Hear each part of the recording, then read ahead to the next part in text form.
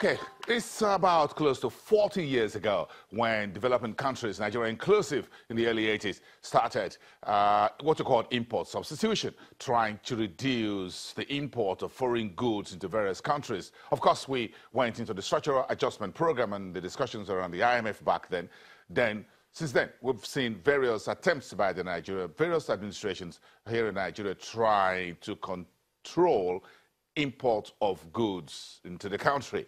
But it all seems to break down because tariffs were essentially used as a deterrent.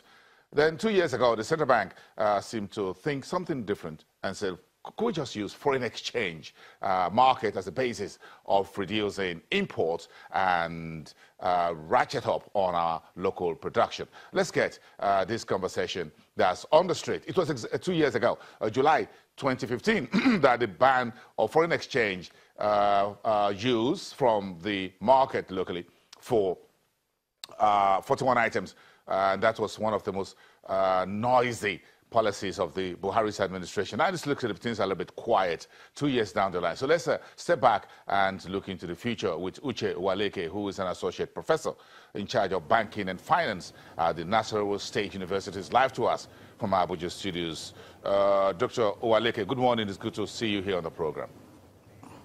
Yeah, good morning, Boston.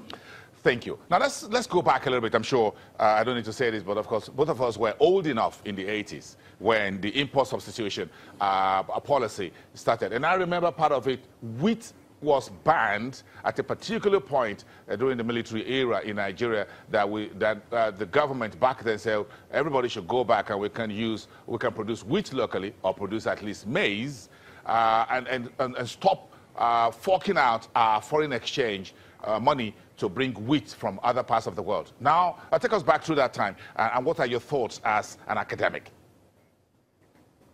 Yeah, thanks very much. Of course, you know that since the first National Development Plan, between 1962 and 1968, we've been making attempts at growing local production, attempts at import substitution using largely fiscal tools, tariffs and ban. And of course, in 1986, devaluation was tried in following SAP. When the naira was devalued, one of the motives was to discourage imports. But you find that all through these years, these policies have not really proved effective.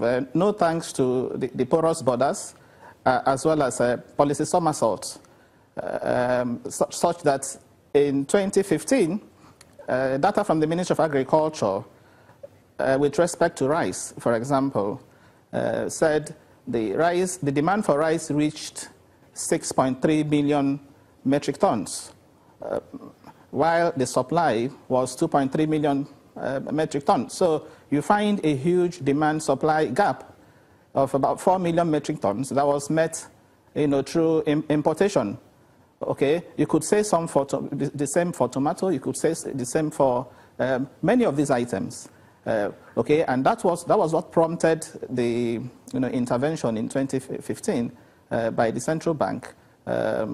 Using, if you like, an approach that is non-conventional, trying to restrict access with regard to 41 items from the foreign exchange market, because, as I said, most of the policies we've adopted in the past, didn't really become effective, and that's why this issue is resonating now. Which part of why people have said that the recession could also be a blessing in disguise, because the real motivation for import substitution is to conserve reserves and to promote, locally made products. We know the story in this country, how dumping, has affected significantly many sectors, especially the textile industry that is today moribund. So that policy really helped, to boost local production. Today we hear testimonies of people who have gone into even toothpick production, on account of that policy. The case of rice is all too evident, especially backed by the Anchor Borrowers Program.